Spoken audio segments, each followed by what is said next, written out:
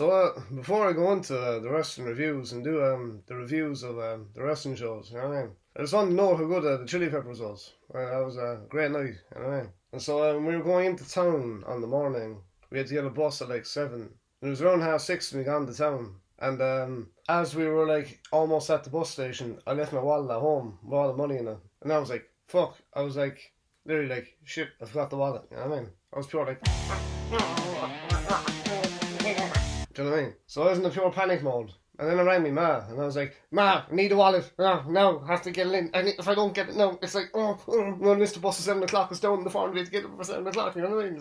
So eventually my ma came in. I mean, she was a gem in that moment, in that morning, to drop it in. And then fucking like rush us up to the bus. And we got there like 30 seconds before the bus left. And there was like 3 seats left. And I was like, I'll sit there, Derek, you sit there. You know what I mean? And then like we got on the bus grand. But if we didn't get the 7 o'clock bus, I have a feeling we would have like not got the front row in the Chili's. As well, we got a VIP pass things as well. So we got this like bag that came with it on the day, you know what I mean? I didn't open the poster yet, so I might as well open the poster in front of you now and show you all the poster.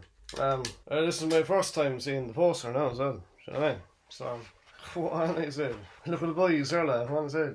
Yup, all that. That's decent, like. So yeah, before the gig, Thundercat were playing, and Anderson .Paak were playing, you know what I mean? Thundercat, the singer, I think he was in like Star Trek or something before. And Anderson .Paak, he's a drummer and he's also a singer, so he kind of like jumps off the drums and sings as well, you know what I mean? But his energy was crazy good. Nah, it was some night. And what happened then after the gig was Marley Park is like 2 hours away from the city. And I think I mentioned it in the last video. I was giving out about it at the end, you know what I mean? About how far Marley Park was from Dublin. So people had to walk like if they couldn't get a cab or get a bus. The buses that they had were €10 one way to the city. And like I think I was saying there they should line up like 40 buses outside Marley Park and literally lob a load of people onto it. Tell people who are working a daily bus routine every day to finish early at like 10:30.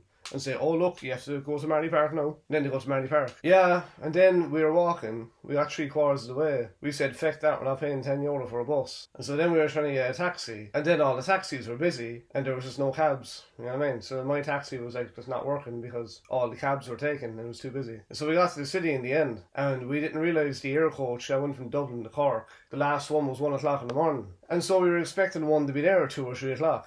And so we were waiting at the bus stop and we were like, oh fuck no, don't tell me now there's no bus going to Cork. And so then we found out there was no bus going to Cork, do you know what I mean? So me and Derek were like, oh my god, we've no hotel to be fucking staying over the night.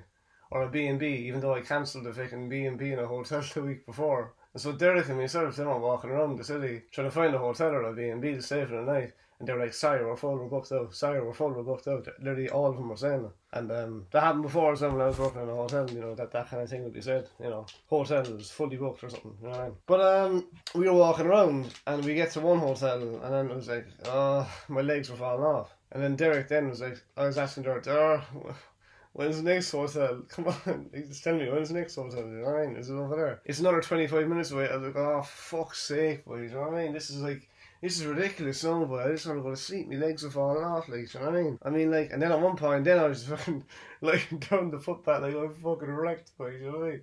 And so I got up then, and me and Derek started walking around. And we bumped into these 3 random people who kind of saved our skins, really. Forget her name, but she was from Galway anyways, you know what I mean? Galway girl and all that crack, you know what I mean? So basically, she was like, oh, what do you have in the bags there? And we were like, oh, this is a Hot Chili Peppers bag. We were at the gig there a while ago, I was watching the show, you know what I mean? She was like, oh right, we're only living around the corner there now, and then we were just on a night out, like, and I was like, oh cool, right, that's nice. And I said, look, you don't mind me asking this now, do you? Are you cool with us, like, crashing with E for the night? Because we missed our last air coach, and every hotel in B&B is telling us, nah, you can't stay because it's full or something. And she was like, look, I'll give you my number, and I'll give you, like, give me a message or a call, and she goes, do you know what, look, come on down so. And then we basically stayed there for the night. And they were great for that. And so, nice one for that, you know what I mean? So, like, yeah, we'll never forget that on our journey to Dublin when we were, like, going to the Chili's, you know what I mean? But no, I mean that, like, you know what I mean? So, great night. So, yeah, that poster was one of the things. And, what else did you get? You get a notepad as well, you know what I mean? So, it's like a notepad here. I might use it in the future for the reviews or something, I don't know. But yeah, it's just, you know, grand notepad, like what I'm saying. And you get like this pass thing as well that's inside the bag, you know what I mean? So that's just one of these. So that's grand, like, you know what I mean? The place is jam packed. It said it was going to be raining in the weather And then it didn't rain, so that was good, like it didn't rain, you know what I mean? So the weather lied again. Why does the weather lie on the phone? It's raining for the whole evening. No, it's not. You lied. Sort of thing. It wasn't raining at all, like, you know what I mean? It started raining, right, a little bit when the gig finished. But other than that, it didn't rain, you know what I mean? So... So in relation to the wrestling reviews, I only tuned into them kind of around the end of the week. Because Monday, I think I got a bit of the Forbidden Door thing and a bit of Raw. And then Tuesday, then I had to sleep, you know, to go to the Chili's. And then Wednesday, then was the gig. And then Wednesday night, we were stranded and we didn't have a hotel or a B&B in Dublin because we missed the air coach. And then after that, then, where's my brain gone? After that, then, Wednesday night. It was Thursday morning, then after that. And then we got a bus, then we went back, and then we were both wrecked after that, you know what I mean? So Thursday, then, I got an early night. And then Friday, then, I literally caught up on everything, you know what I mean? So, yes.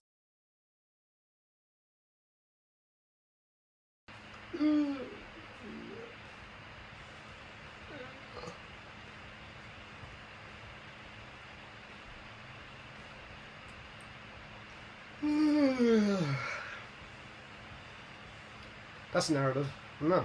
To the way they're not yawn there, that's a narrative, isn't it? Yeah, I was out the other day, and I was sitting down, and I saw a person across the way, and he half yawned. He didn't even do the full yawn. He done like a half yawn, as to say, oh, I see your thing. That's how I feel about it. But then again, that's a narrative of some individuals. They still gotta keep doing the thing they're doing, and not care about other things happening. But hey, so I suppose we start the review there with Raw, you know what I mean? Like the WWE Raw thing, you know what I'm saying? So, Cena was backstage hugging everybody, and Becky was sadly clapping, because apparently Becky is sad, and that's the narrative of Irish people now, or something like that, which is not the narrative, but because something is presented in a certain way in the tone of the voice, it's a very sad Becky, do you know what I mean? Lots of people with ladders and stuff in the match, and Shanky got eliminated by Jinder, and AJ eliminates Jinder, and then Styles eliminates Ciampa, and then Ziggler eliminates Dominic, and then Styles eliminates Ricochet. I don't know, it's all going on, no? Riddle eliminates Miz, and then the Street Profits were backstage, and they were hamming it up with Cena. Street Profits said to the Usos that they never had an answer to the Bloodline, or something like that. Is that what's going on? Right. John Cena then says the Street Profits have a bolt of lightning that's 1.21 gigawatts. You know what I mean? Because they have all the energy with the clapping and the stuff that I said. You know what I mean? In the narrative of the world. You know what I mean? They were pointing at the never giving up words. Yeah, they were pointing at the t-shirt that he had that said never give up on it. You know what I mean? Check out my song Never Giving Up as well, because that's in correlation with it. You know what I mean? The Usos come out then, you know what I mean? Shawn Michaels, Big Show, Booker T, Daniel Bryan, Trish Stratus, Triple H all bigged up Cena for his contributions to the business throughout the years, and being a student of the game also. That's yeah. Riddle is all happy about going to Vegas. Riddle is all happy about going to Vegas and all that stuff. When you're going to Vegas, I hope you have enough for the old casino things. Then again, don't do any gambling, because you need to save your bobs. But then again, you'll be alright because you're working in WWE, you know what I mean? Yup. The Street Profits come out. So it's Usos versus Street Profits. That's happening. Profits, Uso, Street in Curtin. All of the women that they will always be flirting. Ray and Dominic were backstage then with Damian Priest and Finn Balor. Finn questions what it is exactly that Ray is teaching Dominic. Like, Ray is his own human and Dominic is his own human. And Ray has always had like the connection thing down. But I don't know if Dominic has always had the connection thing down. But that's a narrative in itself in relation to a story, isn't it? Keep Wicklow and all that crack, you know what I'm saying? Priest says the door is always open and he is sick of hearing the same thing over and over again being led by so-called leaders that just lead you down the wrong path. 2 seconds, I want to have a drink of coffee there, right? Just give me a second there, right?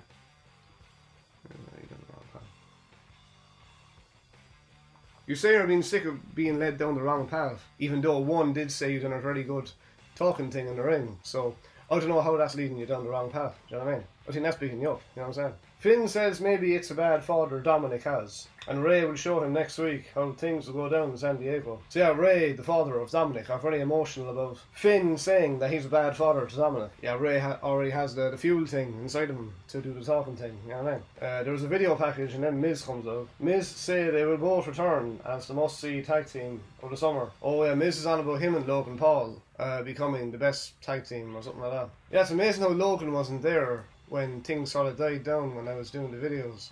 And now that I'm back kind of doing the videos, Logan is now signing with him because validation is cared about a lot from some humans. Yeah, I don't know. I think that's, yeah, the thing. But then you see when Miz was saying that, Logan then was jumping on a dummy that was a certain colour, and then that made me not like, obviously, him in relation to the feud. Do you know what I'm saying? Because, yeah, that's a narrative. I don't know. Kevin questions the relationship between Miz and Logan. Kevin, is that Kevin Fitzpatrick? Is it Kevin Patrick? Yeah, I have every right to do so, I suppose. You know what I mean? Because World shows Miz turning on Logan Paul at WrestleMania. That came on the screen when Kevin was interviewing Miz. Do you know what I mean? So that's why he was questioning the trust between the two people. Do you know what I mean? Miz says he will be on the Today Show and says, did they ask anyone else? I mean, like, yeah, do you know what I mean? I mean, like, that's a narrative as well. Do you know what I mean? Says AJ Styles' career has been on a downward spiral. Is that what Miz said about him, is it? Yeah, he was great in TNA, right? Like, but I don't know. Like, Kevin reminds Miz about his tiny you know those things that he has, you know. Miz says we are not making that a thing. It seems like they're making it a thing, you know what I mean? He says he has massive, girthy, stupendous, huge do you know what I mean? Adjectives galore and all that crack, that's what the commentary team were saying. AJ Styles comes out then and punches the Miz, and then AJ wins. So that's a narrative that's happening, I guess. The things happened between them before. I'm trying to think in the brain what happened before when they were against each other and the thing that was happening. You know what I mean? Cena was backstage around Ezekiel, and Ezekiel was happy to meet him. He's shaking his hand and he's all like happy and stuff. And then Terry goes face to face with Cena. Terry says Cena is out of touch. I know why you're saying he's out of touch, because there's a video that I put up a few months ago. You're out of touch, I'm out of touch. Ask Cena at 24, how many championships did you have? Like, some people there will be in and don't really fuss about championships, you know what I mean? I think the most important thing is like for it to be engaging and to make people kind of go, ooh, that's interesting, you know what I mean? Mock Cena being a grown-ass man wearing jorts. I mean, that's a personal preference. Like, if someone wants to wear jorts, leave them wear the jorts, you know what I mean? Like, that's down to the individual human what they want to wear, you know what I'm saying? Like, I was in Penny's the other day in Dublin with my bro, and we were just looking around and stuff, and there was all kinds of stuff, you know what I mean? And it was good stuff and stuff, you know what I mean? Different materials of clothing that was ready in clothing on the body, you know what I mean? Terry tries to get a selfie with Cena, and then Cena walks away.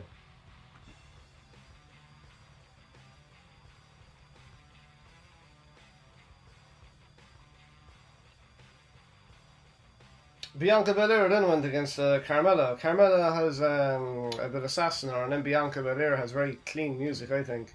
You know me, and the tunes and back in the day were like very kind of girthy, kind of musicy, Jim Johnson type tracks, you know what I mean? But it's obviously a different time these days with the PG stuff, you know what I mean? But Kurt Angle, Randy Orton, JBL, Chris Jericho, Stephanie McMahon, Stone Cold Steve Austin, and all the boys were bigging up Cena. And Austin drank his can of beer at the Broken Skull sessions on the can, you know what I mean? So he was enjoying that in his kitchen, I'm very sure. Carmella has it, but if she is going to step to her, she better bring it, or something like that. Carmella will win that one, I think, you know what I mean?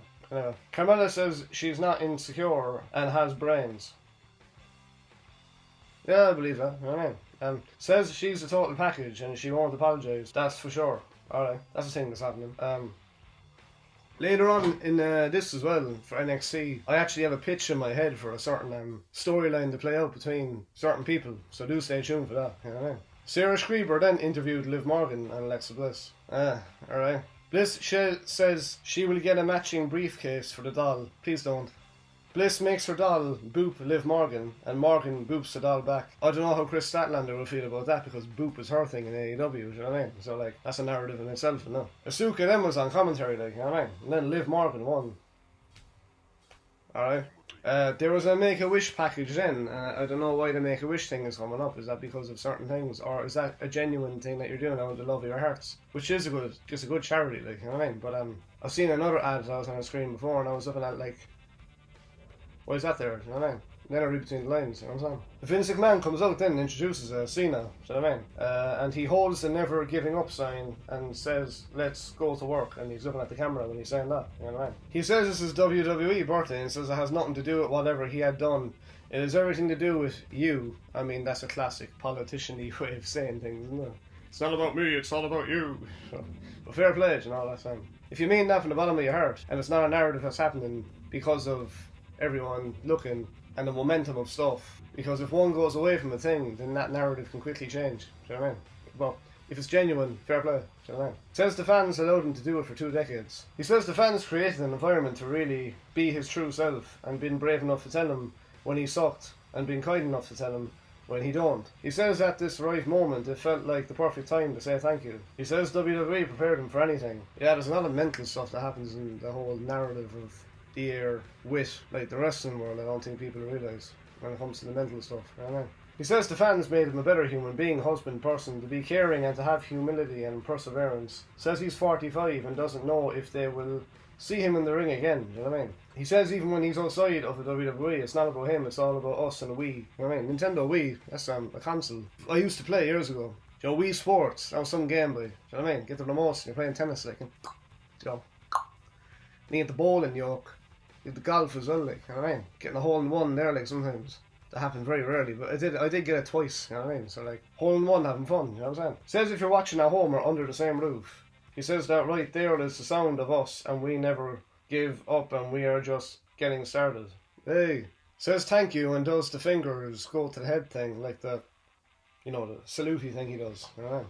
Bobby Lashley then went against Alpha Academy with Terry as a special guest referee. And then Chad says, look at that face, boy. Do you know what I mean? Terry tried to get a selfie with Alpha Academy holding him, and Bobby kicks Terry away. Bobby spears Chad Gable and Terry retreats, so he gets out of the ring when it happened. Cody Rhodes then had an interview because he's injured. He has that pec issue thing at the minute.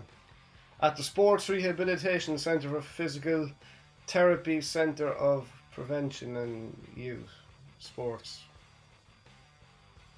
Injuries. Why is he in a youth sport injury?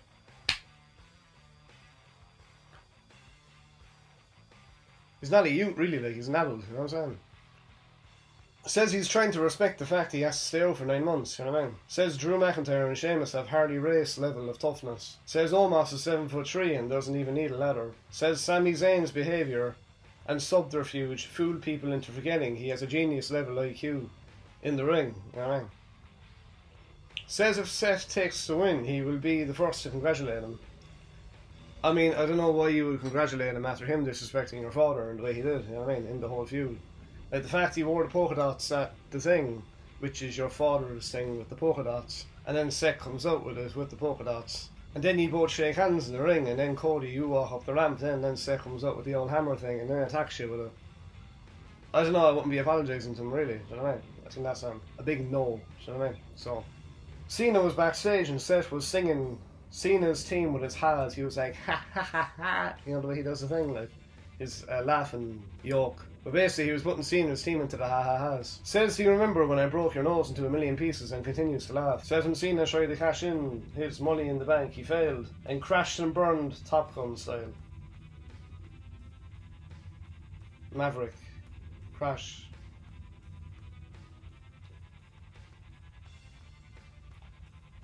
Says he's going to win a thing, and says Cena is not in the match. MVP says, like Seth, he is also a visionary. Seth was laughing sarcastically, and Cena pats him on the back saying, good luck. And now Seth is shitting his pants at the sheer thought of facing Omos. Yeah, because Omos is behind him, and then he was looking up like, do you know what I mean? Becky Lynch then comes out. There was a sign that said Becky no belts, do you know what I mean?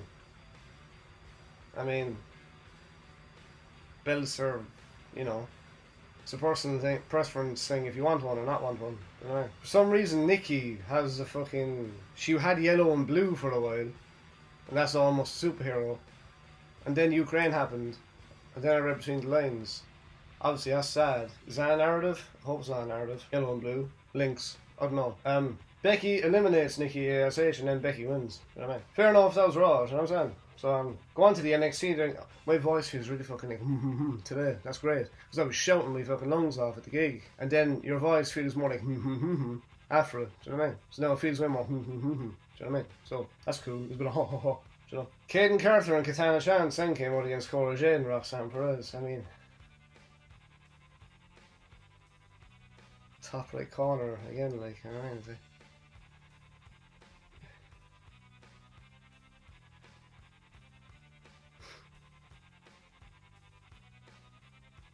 I don't know Caden Carter and Katana Chances. I don't know what the characters would be. They kind of, I don't know, they were like wild last week. They had a wild outfit on last week, and this week they were more kind of glowy with the stuff they had on. Cora Jade is in some ads in the subconscious mind, and then Roxanne Perez probably doesn't like the fact I'm saying her name anymore because of clothing that was worn. Toxic Attraction then had their lounge set up, and Wade Barrett said he had a VIP pass, you know what I mean? And Vic Joseph looks at it and says, that's a valet parking ticket, you idiot. I mean, like, yeah, I had my VIP thing there, like, you know, for the gig, so, doesn't mean I'm going to that lounge, but, you know, that was a ticket thing, you know what I mean? Wade asks, can he get it validated anywhere? And Vic Joseph says no. So Wade would be very annoyed by that answer and response, you know what I'm saying? Cora Jade and Roxanne win anyway, Roxanne Perez. Creed brothers then were training backstage, and Joe Gacy and the Dyad interfere. So Joe Gacy had his hoodie boys next to him, you know what I mean, with the hands and stuff, you know what I mean? The Creed brothers say they ain't sipping the Kool-Aid. I mean, that whole story about the Kool-Aid is a horrible story. I know everything about the documentary and what went down there. Yeah, sick, alright, it's not pretty good, you know what I mean? Roderick Strong calls Joe an idiot, and then they issue the match, and they all hug each other. They all have big hugs, like, you know what I mean? So, alright. Giovanni Vinci came out, then Toxic Attraction did a promo, and then Nikita Lyons interrupts it. Giovanni Vinci then randomly went against Ike Minjero. That's very random, I know. Jero's the jacket guy, and Vinci is the Italian hitman looking guy. He's a more smilier version than the hitman looking guy, but he has the look of a hitman guy. And he's Italian, you know what I mean? Carmelo Hayes and Trick Williams on a promo then backstage, and they just have catchphrases out the wazoo, you know what I mean? Like, they can come up with a catchphrase over there, and they come up with something over there. So, like, Grayson Waller interrupts them. I think Grayson was getting autographs from Carmelo, and Carmelo says Grayson Waller is his boy, you know what I mean? And he had t-shirts, pictures, and a basketball. So, basically Grayson Waller gets Cameron Grimes to sign those things as like an autograph, you know what I mean? And Grayson says he's trying to compete with Melo. I mean, the only person you should compete with yourself every day is yourself, you know what I mean? Brooks Jensen and Henley go against who they go against. And they want to drink beer, and Pretty Deadly come out. They, Pretty Deadly said they were the tastiest snacks, or something like that. What the f- I don't know. I mean, like, in relation to snacks, like, I mean, like, do you only go to the cinema? I don't know. I usually get, like, a fucking bit of chocolate and a bag of crisps or something, you know what I mean? And have a bit of Coke then, or something like that, you know what I mean? And, go with a buddy and then watch a movie, you know what I'm saying? Pretty Deadly say the UK titles have been spoiled by American trailer trash. This is happening. Pretty Deadly are very like, hey, a little bit. You know, they have a little bit of the hey thing. Brooks Jensen and the boys then, they go to a bar and they drink stuff. And they're like, yeehaw. Do you know what I'm saying? That's their thing. One of the Brooks Jensen twins then calls them the Zoolander twins. I know why you're saying that because of certain kicks in the movie in relation to Zoolander. Do you know what I mean? Bron Breakker says NXT is his life. Kane Carter and Katana Chance on a promo, and then Kiana James comes out. So I had a booking idea for this Kiana James one. She was on the show last week as like a professor or teacher person, right? I picture this, right? I wanted to put a Byron Saxon in the whole narration of this. So Andre Chase has like his own university, doesn't he? Inside the show. So Kiana James is a teacher. So you could have the cafeteria that's backstage, right? Byron Saxon was there, you know, just visiting. He's usually commentating on Monday Night Raw, you know. Andre Chase was the leader of the university. He comes in and says hello to Byron. He's like, hey man, good to see you around and all that stuff, you know what I mean? I mean, like, I don't know what you're doing on NXT, but it's weird to see you on NXT, because you're usually on Raw doing commentary. What brings you to NXT? So that's what Andre Chase is saying to Byron. And then Byron's like, yeah man, I'm just stopping by, you know, saying hi to some of the old talent and getting to know some of the new talent as well. But at the minute, you know, I'm just, you know, seeing how things are down here, you know what I mean? So Andre Chase says, that's great, you know? So Andre Chase has the forms in his hands, and he says, look, I'm looking for a teacher at the minute for my university. And he has the papers in his hand, and he hands them to Byron and says, would you be up for joining my university and becoming a teacher? And then Byron is like, yeah man, no worries, yeah, I'll have a look through it, you know? And then Andre says, that's great man, it's good to see you anyways, you know? Then Andre Chase walks away. Byron Saxon then, Andre Chase wants Byron Saxon as a teacher in his university because he looks like a teacher and he's presented like a teacher in his look. Don't take it as an insult, I actually mean that as a compliment. I think, you know, we all have certain looks. I mean, apparently I'm a rat and a dog in the look and stuff like that, and whatever, do you know what I mean? That could be a compliment or an insult, but it's in whatever way you take it, do you know what I mean? So Byron Saxon anyway, he fills out this form, and it's a long form. In the end he only gets 45% of it right, out of the whole thing, but he still gets the role as a teacher in the university. So this Kiana James one now, who is the other professor, she's a really good teacher in the other university that's below Chase University. And she's like getting everything right. Her whole class are getting A's. Everyone in her classroom is getting A+, you know what I mean? And she's basically the best performing teacher in that university below Chase University. So Kiana James then has an interview with one of the officials of Andre Chase. So this official is representing Andre Chase. So Kiana James is sitting down with the same form Byron Saxon got 45% in. And she's sitting down saying, where's Andre? I'm meant to be talking with Andre today. Like, why are you sitting down next to me and I'm chatting to you? And the official is like, well, due to unforeseen circumstances, Andre Chase cannot be here at the minute and he has to deal with other issues, you know. So Kiana is sitting there like, okay, look, well, I filled out this form and I want to know how I done that. So the official that's across the way from her sitting down, the interviewer is like, oh, this is really good. Well done. Everything is correct. Fair play to you. He's ticking the boxes, you know. And Kiana's like, that's brilliant. So I'm after getting the role so as a teacher in this university. And he said, unfortunately, no, you didn't. You know what I mean? So now Kiana is very disappointed that she got every question right in the form. And she now doesn't have a role inside Chase University as a teacher. So she walks out of the hallway after the interview like, disappointed, you know. Tia and Bodhi, remember they had a room and they're both sharing the same room and they're apparently best friends. They're in the door room of Chase University, right? They're in like a room that's in the college. Tia is skipping down the hallway because she's a very happy human. She's like, oh, Kiana, I remember you from the last college, you know what I mean? It's great to see you in here and I can't wait to be getting taught by you and what your knowledge will be and how you will share it with me. And then Kiana was trying to explain to Tia that she didn't get the role in the job. And she was kind of like, but wait, Tia, I need to explain something. And Tia's like, no, great to see you. I'll see you soon. She's all this kind of thing, you know what I mean? And then Kiana's like, you know, sulking at the fact that she couldn't explain her point to Tia that she didn't get the job as a teacher. And Tia skips away. Tia then passes Byron Saxon and he's in the hallway. Byron's like, hey Kiana, how are you? Good to see you. And then Kiana's like, Byron, what the hell are you doing here? You're not even a teacher. How did you get the role as a teacher? And he says, well, I was talking with Andre Chase last week inside the cafeteria and apparently he needed a new teacher and he said I looked the part and was presented well. I mean, I never did it before, but it's something new to me, you know. And then Kiana was like, did you get one of these questionnaires? And she's like handing the forms to Byron and saying, you know, how did you do in it? And he goes, wow, Kiana, you done great here. You got every question right. I only got 45% of it right. Kiana then says, that's ridiculous, but I think Andre Chase is sexist towards teachers. I don't think he likes teachers. A lot of women teachers being a teacher inside the school, you know. So she starts saying that towards Andre Chase. And then Byron Saxon, but he's like saying, hey, if I didn't get the role, I could have pulled the race card, you know what I mean? And he does a shrug and then walks away from Kiana. And then Kiana's like... And so there's a little bit of heat there in relation to that. The next week then Kiana goes to the ring and she says, you all seen what happened last week in relation to what was going on between me and Andre Chase.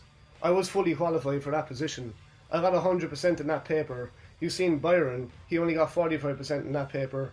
You know how I feel about Andre, I expressed it last week, what my thoughts are about him, you know what I mean? And so she's saying all that, but as she's talking that in the ring, Byron Saxon's on commentary desk. Wade Barrett is like, hey Byron, how are you? Good to see you. It's been a long time, like, you know what I mean? And then Byron is like, hey, yeah, I'm just stopping by, you know, it's good to meet the new talent and the old talent, you know what I mean? And then Wade is like, oh, great to see you. So Kiana saying all that stuff, calling Andre sexist and all that towards teachers and all that. Tia then, who was inside the college in the door room, who's a Bodhi, skips out to the ring then in her happy skippy way, and goes into the ring and says to Kiana, she says to her, Kiana, you might have done very well in the other college, and maybe you didn't do as well as you think.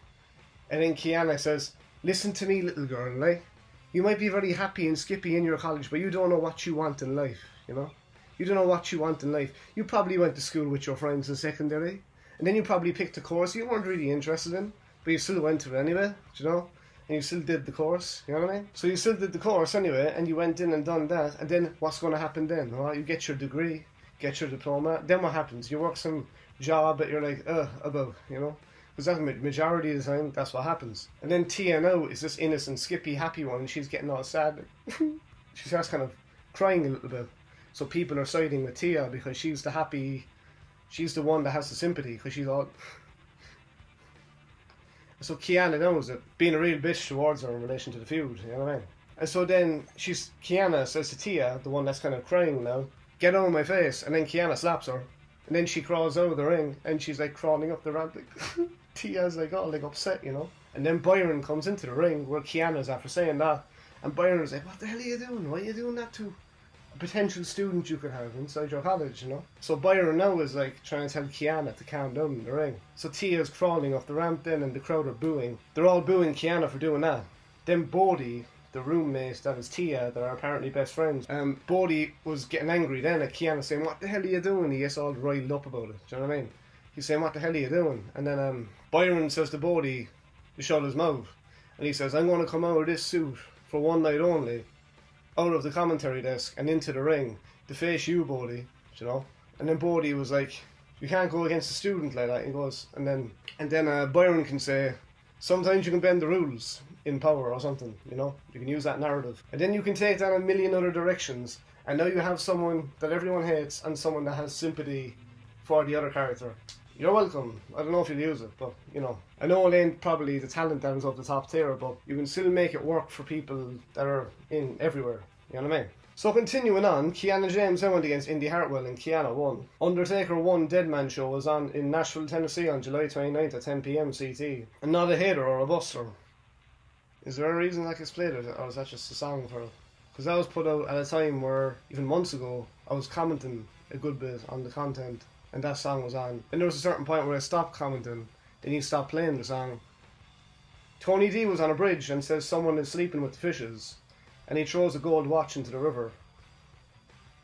Oh, fuck, come on now, you know what I mean? He gets a phone call, and someone was laughing on the phone, and he throws the phone in the water. Who was on the phone? That's something in the air, no? Wesley done a promo and says showing his emotions is a sign of strength. I don't know if it is a sign of strength, but because the media can put that out there. Oh, cry all the time. I don't know. That's all narrative. No. Diamond Mine went against Joe Gacy in the Dyad. Vic Joseph questions what is Joe Gacy's endgame to working creative in WWE and AEW. That'd be fantastic. Email is down below, you know what I mean? Something popped up and there was a formula. I mean, like, I don't know what you would call a certain individual a baby for liking certain things.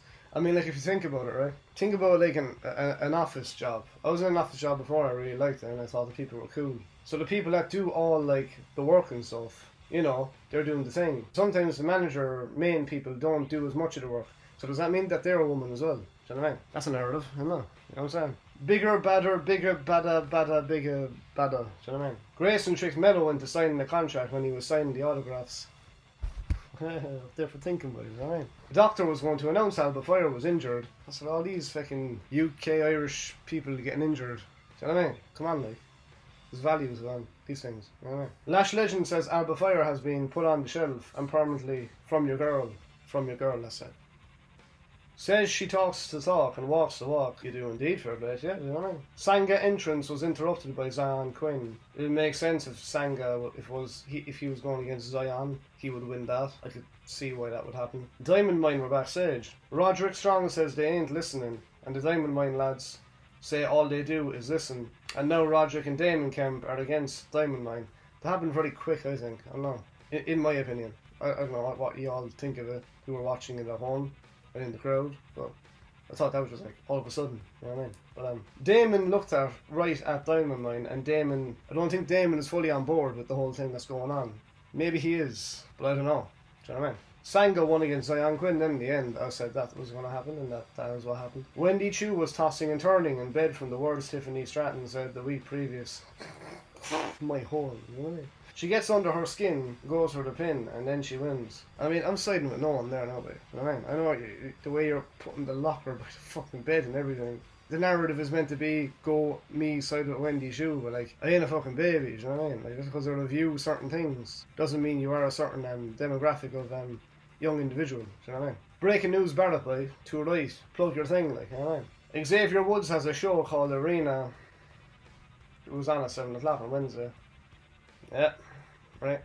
Nikita Lyons went against Mandy Rose, and Wade Barrett keeps salivating over Mandy Rose. and Vic Joseph is just saying he ain't looking at you, mate. Mandy Rose won in the end, you know what I mean? Apollo Crews then was bigging up Solo Sikoa, and he couldn't believe he lost to Grayson Waller last week. Conflicted. Apollo Crews is kind of like the guy I guess I'm siding with. And then he says he's bigging up Solo Sikoa, and he couldn't believe he lost against Grayson Waller. Solo Sikoa is one of those Uso boys and linked with The Rock, you know what I mean? Apollo Crews, I was saying the book thing is working. Now this week he doesn't have the book. Zion Quinn interrupts them and Apollo points at Zion like, who is he? He's like, this guy, you know what I mean? Alright. In relation to Zion Quinn, I sided with him because he was against Wesley and there was a certain narrative in the air. But after that, I was kind of like, alright, that's kind of done. Apollo Crews says when he looks at Zion, the future don't look too good. I mean, it'd be boring, I think, if these weren't happening. In 2 months' time, if I stop this for 2 or 3 months, you will push videos in the recommended of my YouTube as to say certain things in my brain to come back and do more reviews. JD McDonough says he's sick of people taking plays out of his playbook. JD McDonough is the Dublin fella, and I don't mind people utilising it for their individual reasons. Once they're grateful and thankful towards what I'm putting out there with my videos, and they see me and they recognise what it is it's contributing for the characters in relation to the stuff in the air, then that's what matters to my brain. So yeah, I side with JD in relation to that. And he says he'll be on NXT soon, you know what I mean? Good luck with that kid. He's still calling himself the Ace though, but Tanahashi, I don't know if he's after nicking that from you, JD. Do you know what I mean? Tanahashi, he's been the Ace for years, hasn't he? I don't know. 2 narratives right there, you know. Wade Barrett welcomes Cameron Grimes and Braun Breaker. Cameron says Braun will bring it. Everything to gain and nothing to lose, and Cameron says it may seem like that. Cameron says if he loses that championship, he will be brought up to Raw or SmackDown or SummerSlam. Cameron is saying that to Braun Breaker because of his family ties and the nepotism of certain narratives, I guess. Cameron is saying that to Braun, even if he loses, he'll still be pushed. There's some truth to that, isn't there? I don't know, like. But says when he lost his championship, he put all his chips on Braun Breaker, you know what I mean? Fair enough. Yort and all that stuff, you know what I mean? Says if he loses it, that's it for him. That's what Cameron Grimes said, I think. Or did Braun Breaker say that to him? Cameron Grimes says to Braun Breaker then says the football Ravens told him he wasn't good enough, and he called his dad and said he always wanted to be in the WWE. He says we all know what happened last time when someone tried to do that. Braun says Cameron Grimes is going to the moon. Says he won't like it when he gets there because he will spear him in half. So apparently Braun Breaker is on the moon now. Before Cameron Grimes. Well, I mean, I thought Cameron Grimes was on the moon, you know what I mean? But like, if Braun got there before him, then that means it's his moon. But what if Cameron Grimes goes there and tells him get off the moon, and then he can't stay on the moon, and there'll be a big sign on the moon saying no Brauns allowed, you know what I mean? So then Braun will move to Jupiter, and then he will live on Jupiter, or maybe Saturn, you know what I mean? Planets and stuff. Says he won't lay out. Cameron says when you keep knocking me down, I get back up. That's what Cameron Grimes said to Braun. I mean, that's life, isn't it? You know what I mean? Braun says he will keep knocking him down, and the next move Cameron should make is to call Ted DiBiase to see what he should do next. Braun says he's bigger, faster and stronger, you know what I mean? That's what he says, and that's the presentation of the human. Yeah, I can get why that's the narrative in the look and stuff, you know what I mean? Cameron says Braun doesn't have his heart. Cameron says it's just genetics and his dad didn't have any heart either. Says that's why he was never a world champion. That's a dodgy move there, like, you know what I mean? That would mocking someone's father will make them all angry and go to you, do you know what I mean? In relation to a feud. Braun then chokes him for saying it. Cameron then throws Braun into the turnbuckle and the top turnbuckle rope breaks. And even Cameron is shocked by what just happened. Cameron, I think, doesn't realise the power he actually has within him when he done that. So he was like, he just couldn't believe he broke the top turnbuckle when he threw Braun into the thing. Because Braun looks more like the wrestler than Cameron does, let's be honest, in the aesthetic of the human. And yeah, do you know what I mean? Cameron says maybe he can beat him, and maybe Braun isn't at 100%. And then NXT ends. You know what I mean? Phew, there's still 2 more fucking shows, Jesus Christ. Alright.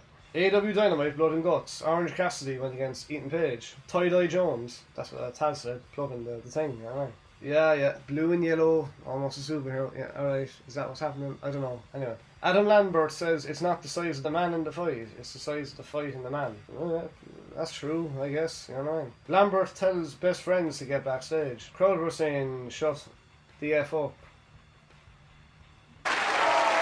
Power of the pockets, like, you know what I mean? Orange Cassidy won it. Tony brings up Christian Cage then after what he said last week. Because what he said last week was very disgusting in relation to fodder and stuff, you know what I mean? Christian says he was asked by upper management to apologise for his comments.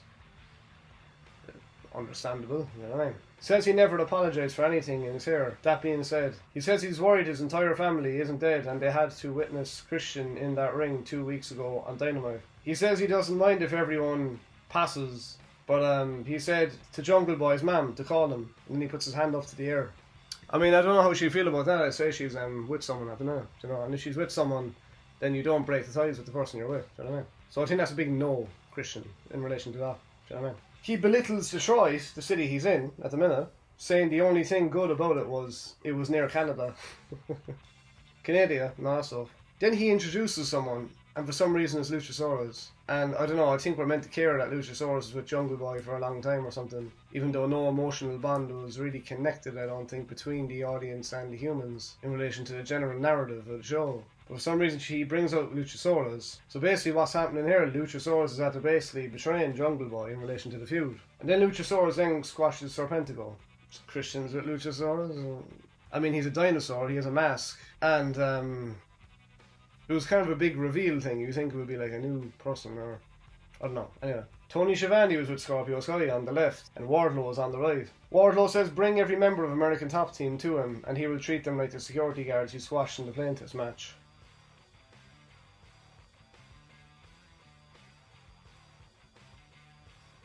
Scorpio issues a street fight to Wardlow for next week, you know what I mean? The Acclaim come out and Max Caster says they will make Danhausen drink all the water with the lead in it. That's coffee there, do you know what I mean? Danhausen comes out then and brings FTR out. Danhausen pins Austin Gunn and Danhausen and FTR win. FTR are the wrestler people. Danhausen is a funny gimmicky thing with the face paint. Austin Gunn is the son of Billy Gunn and he has a lot of I guess happy grr in him, does that make sense? With the disrespect thing in relation to being the heel guy, I suppose. Billy Gunn pushes Austin Gunn, and it looks like Billy Gunn is siding with the Acclaimed now. So Billy Gunn is betraying his sons, and he's joining the Acclaimed. I guess I meant to like I meant Austin and Colton, and not like Billy now, because Billy's with the Acclaimed. Sanjay Dutt is pissed that Samoa Joe is still not at work, and they are pressuring Joe to sign the contract. Yeah, sign the contract, you know what I mean? Jade Cargill then comes out with the baddies against Layla Gray, and then Jade wins, you know what I mean? Stokely Hathaway tried to talk, and then Jade snatches the mic off him. Says she's tired of the fans and people in the back bitching and moaning. Don't be telling humans to do certain things. I don't think that would happen. Anyway. She says to Stokely next time, give her some real competition. Stokely says Chris Statlander and Athena are lazy. They have to respond to that, don't they? Because they're both kind of alien-y, aren't they? Athena's kind of alien-y in her gimmick thing. Chris Statlander is alien-y. That's her gimmick thing, isn't it? Stokely Hathaway is the speaking person for Jade. Jade is the one that's like the star person of the women division. And that's her thing that she's rocking with. But she has that thing with Tony and the drum roll and the Tony being like about that. Anyway, yeah. The Young Bucks are backstage and it says they have no one that can relate to them. I mean, the Briscoes are in Ring of Honor, you know. They have all the oomph and the pure farm fiends, you know what I mean? And you can relate to the legitimacy of them. Just thought I'd bring that up, you know what I mean? And they say they're going against Yoshi-Hashi and Goto. I mean, like, I know they don't know, like, who I would be with this stuff. Like, we don't know who they are, really. And if you don't watch the New Japan thing, you don't know who they are. But, you know, you can't knock it at the start because you have to leave it happen and see how it plays out. But, you know, they said they missed Brandon on the camera, but they called Fred an idiot.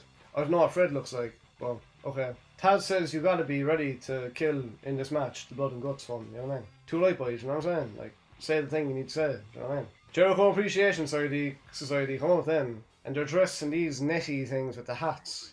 And they had the hats on, right? When I was at the Chili Peppers, I saw people with hats kind of like that, but there was Chili Peppers on the hats because they were going to see the Chili Peppers. You know what I mean? So it kind of reminded me of that a small bit. He shoots the bat thing then, like, you know what I mean? He has the bat line, he's shooting the bat.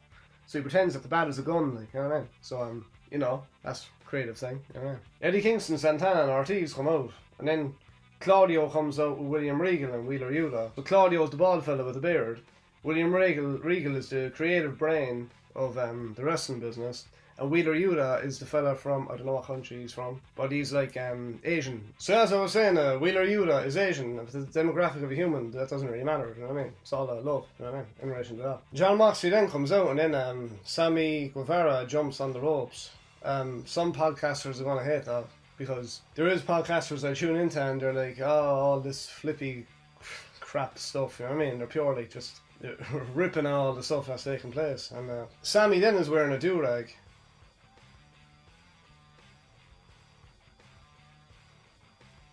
When you're watching a video of that stuff, then they wear the stuff. Okay. I think Claudio is more with Yuta more than Mox's because of the narratives of stuff. Because of, yeah. Mox put glass into Hager's head then, you know what I mean? Phew. You know what I mean? Yeah. Regal calls Hager a little ferret. Calls him a ferret. I'm gonna look up a ferret in a minute.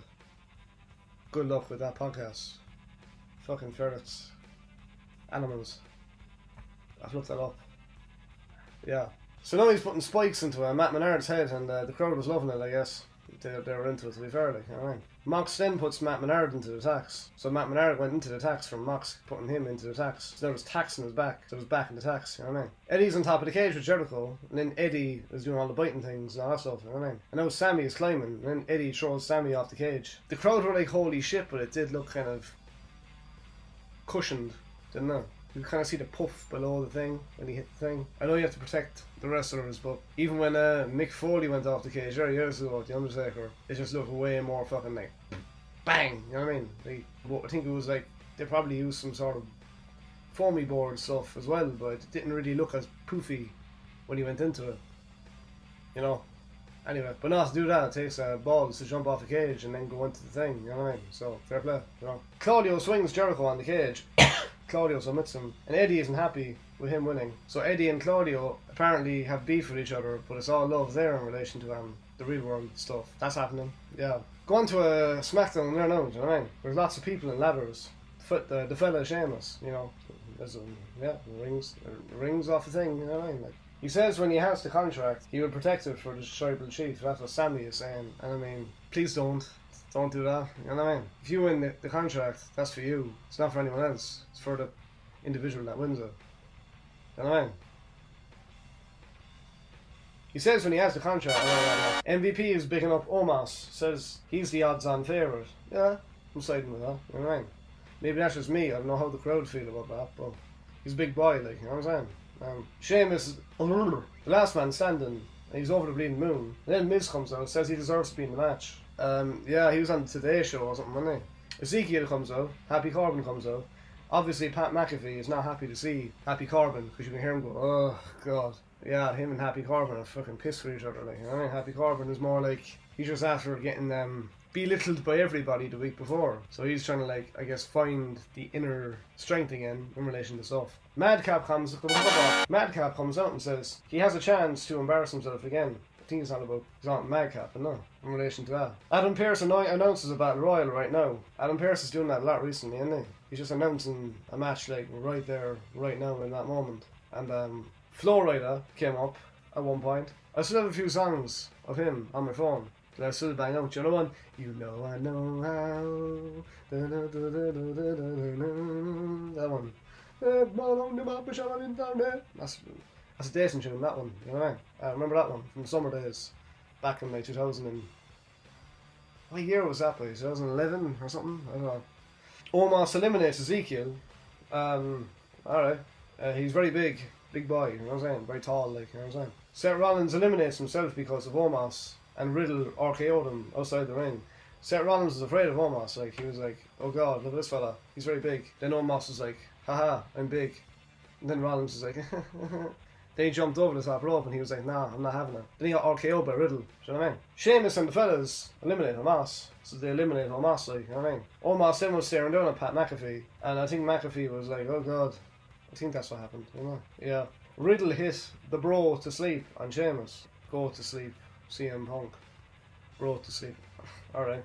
Zayn and Corbin, snakes. Something happened. Snakes in abundance, said Pat McAfee. So McAfee doesn't like Zayn or Corbin. I mean, like, I don't know how they will conversate that out between them against Pat, you know what I mean? Because if, I mean, like, Pat kind of brought it on himself, really, in relation to what he'd be saying.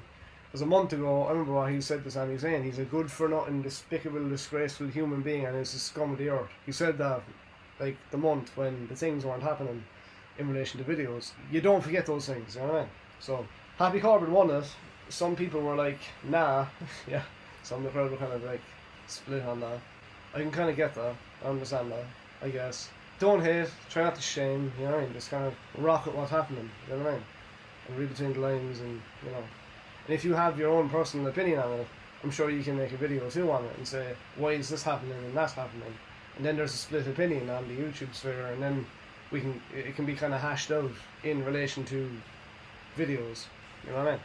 Stole a victory like a snake and a coward in the desert. Corbin is delighted he won and said he's farting rainbows.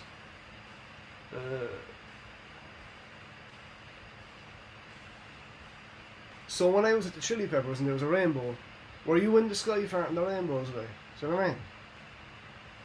So you were on the cloud farting the rainbows. Flea actually acknowledged the rainbow when it was behind the crowd and stuff. Flea done a handstand better than me as well, you know what I mean, on the stage. You know what I mean? On about pathetic looks on people's faces on couches at home. I think that's what Corbin was saying. What about McAfee's challenge Kayla Braxton asks? I don't know if you were home or not. There was no reaction.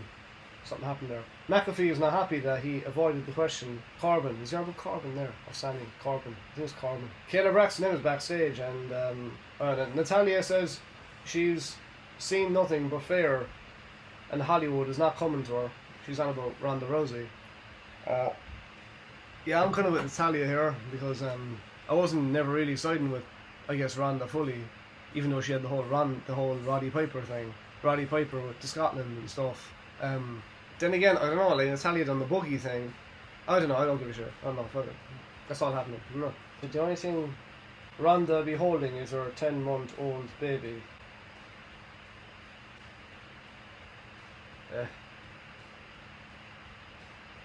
The New Day then went against Raid Shadow Legends. You know what I mean? I wanna rock right now. I wanna rock right now. I wanna rock right now. I wanna go for a ride. Pop in the music and rock your body. I wanna go. Kofi says Julian. Eaton Page. Julian. Is that what you said, Julian? I meant to get it. Julian, that's his website. Eaton Page. You know what I mean? They say they make sure the people have a good time, unless you're Happy Corbin, and say very disrespectful things towards them. Other than that, I guess you do, yeah. Said Viking Raiders ruined their dancing with Shanky, and then there was lots of booze. Alright. They said it wasn't a good Viking experience. And the New Day says they are dangerous now. Multicoloured clothes says they're dangerous. You're dangerous now, I think. Hey, alright. Hello. They say let's get dangerous, alright. Raid Shadow Legends then come out, you know what I mean? The Raiders then attacked the New Day. Okay. Ezekiel Miz Corbin Madcap was with Adam Pearce. Madcap says he's just happy to be there. Madcap, big yourself up, boys, you know what I mean? I mean, you're already good enough to do the thing, you know what I mean? So don't be low on yourself with the words you say towards yourself, you know what I mean? It's all love, you know what I mean? Who, bottle. Then again, you disrespected Happy Corbin in relation to the views. But yeah, you're still doing the thing that's your thing, you know what I mean? And you're rocking the thing because you have the inner talent inside your soul doing the thing, you know what I mean? Adam Pearce announces a fatal 4-way for tonight, and then Asuka comes out with Liv Morgan and Alexa Bliss, and Liv is very happy. Something happened to Billy. Oh yeah, I was questioning the fact, the Billy thing. Yeah, what did he ever do? You know what I mean? Poor Billy, you know what I mean? RG, Lacey Evans and Shotzi then.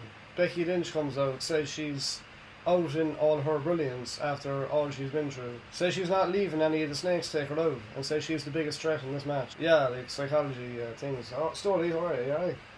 Mihal, so Becky called Michael Mihal. Sean O'Clonis and Dum, Tommy and O'Cornea, Tucker Kirky. Tá Birch Harlequin, Neil Lane Forte, do you know what I mean? That's Irish. A lot of people in Ireland know Irish, do you know what I mean? Michael says she likes her jacket, but it's way too warm. Yeah, take the jacket off and all that stuff, you know what I mean? Because it's very warm. I think that's what you should do, you know what I mean? Because if it's very warm, you're sweating in the jacket then, like, you know what I mean? Big brainy Bex, Bex brainy big They're telling Becky to be quiet, and then Becky goes quiet. Becky, you shouldn't have been quiet in that moment. You should have been like, nah, I'm not going quiet. Cole is cutting Becky off, yeah. Stop that, like, you know what I mean? That's rude in relation to that, you know what I mean? Cole says she isn't in the match because she's afraid of ruining her momentum. Momentum. Pat was giving out about journalists. Pat, you're kind of a journalist. You were a footballer, and now you're kind of a journalist, if you think about it. You journalise on the commentary team. So you're giving out about journalists, but you're kind of a journalist. You know what I mean? Doesn't really make sense, really, when you're saying that. You know what I mean? So you're kind of a journalist too on the commentary team, but you do it in a talking form. So you're giving out about yourself, basically. Do you know what I mean? So Corbin, I'm sure he'll have something to say about that, but anyway, that's all in the air. Cole asks, what if Becky fails? Becky says, what if the sun doesn't come up tomorrow? That's true, do you know what I mean? Black Summer, Red Hot Chili Peppers, you know what I mean? That's a good song, you know what I mean? She says you're working me up, and you know I've been doing things. Hello, what's the story? You alright? Email us down below there, like, you know what I mean? Creative and pitch, you know what I'm saying? She says she will find a way, and always finds a way. Yeah, it's true, like, you know, hello, how are you? You alright? Pat says no one will care about Becky's story stuff. Come on, you know what I mean? Asuka, Liv, and Alex wins. Asuka wins. Becky then attacks Asuka, and there was some boos in the crowd when that happened. Adam Pearce is backstage, Emma Sonya Deville, and she said what Adam done was wrong. She said she went and formed a formal complaint to upper management, and then she slaps Adam Pearce. Wow. That was great, to be fair, wasn't it? What a bitch. Do you know what I mean? Brilliant. Yeah. About to be put to sleep. Kayla Braxton is between the Usos and the Street Profits. How fearful are you losing your titles to Usos? Do they look fearful? Yeah, you do look fearful, to be fair. I'm not. Says Roman Reigns runs the whole show, and they go to the grocery store for Roman Reigns. Kayla says those two ain't getting along. Where did you get that from the dirt sheets? I've been dead honest about it. I mean, if it's not factual around the thing that's kind of going on, I don't know, like, there is a lot of false information out there. They have killer instinct every time when they're with the Usos. They're talking in the ring. I don't know. Uso Profits Street and Blind. Look at this cup that I seem to find. There was a good energy from the left Prophet in relation to the talking thing. What's his name? Ford, is it? Montez Ford, like. Right? They're not prepared, them, for Street Profits Saturday. Says be careful what you say to Montez. Profits say they want to become champions. Max Dupree then was backstage with Adam Pearce, and Adam Pearce says his showcase is next. Alright. Max Dupree then was talking. This guy used to be LA Knight, and he also used to have the dummy thing in TNA when he was well, he was still called LA Knight there, wasn't he? Yeah. Max Dupree now is the leader of this model agency, and he's basically in the ring, and now people are walking out on the runway thing as models, and Max Dupree is narrating it. So Max Dupree is talking based on passion, love and fashion. There's a ring to that. Brings up mass, the dot before the second word. I see what you're doing there. He's getting heat. Mansoor comes out. I mean, I don't know what they're doing here with him. I mean, on NXT he was the guy that was like being all like umphy, and now he's this like modelling leader agency guy introducing modelling people onto a red carpet doing the walking thing. I mean, that's a big fucking switch, isn't it? Do you know what I mean? They have the quote in the background of the tentillating juices thing.